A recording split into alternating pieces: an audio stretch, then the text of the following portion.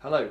December is a short month in terms of the number of working days, but we've been squeezing a lot in to end a really busy year. Where better to begin this blog than by talking about International Human Rights Day, which took place on the 10th.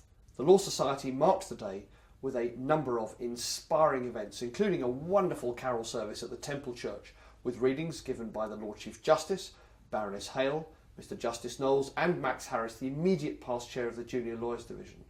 We were all moved to hear personal reflections from Shami Chakrabarti, Director of Liberty, who spoke about the importance of freedom of expression.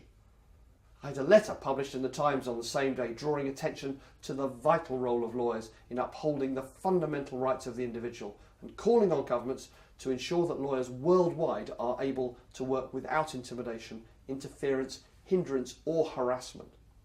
The Treasury has announced a review of the regulation of legal services to take place in spring 2016, one of the intentions of which, rightly or wrongly, is to make it easier for alternative business structures to enter the legal market.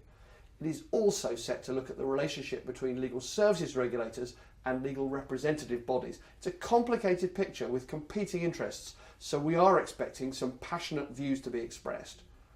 The outcome of this review may well have a profound effect on both our profession and the public whom we serve. We will want to know what you think. Your views are absolutely vital to inform our contribution towards the debate. On a brighter note, the Lord Chancellor has showed his willingness to heed our views when he announced an end to the unjust and unwarranted criminal courts charge. We, alongside magistrates and many others in the legal community, consistently raised our concerns about the charge, which we believe posed a real threat to fair trials and the perception of justice. We want to make the government think again on other issues too. Firstly, on fixed costs for clinical negligence claims.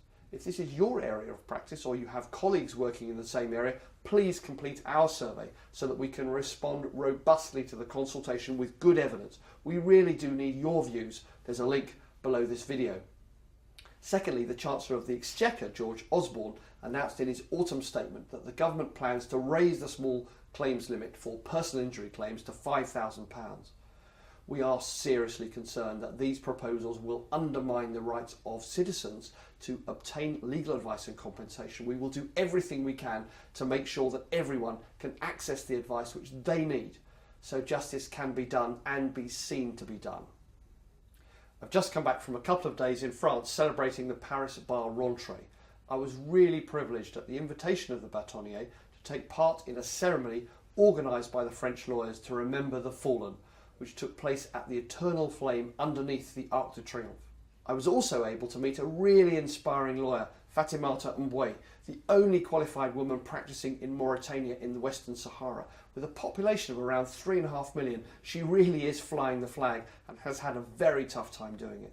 When we think how far we've come, we need to remember that there are others who've only just started their journey. As 2015 draws to a close, I've been reflecting on the last 12 months at the Law Society. From celebrating the 800th anniversary of the sealing of Magna Carta, underpinning modern democracy and human rights, to establishing our business and human rights programme led by solicitors, the first of its kind in the world, we have a great deal to be proud of.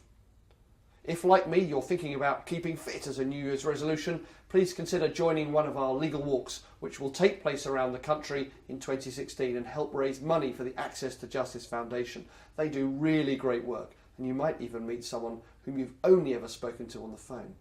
You never know. There's a link just below this video to find a legal walk. On behalf of us all at the Law Society, I hope you have a peaceful end to the year and please accept our very best wishes for 2016.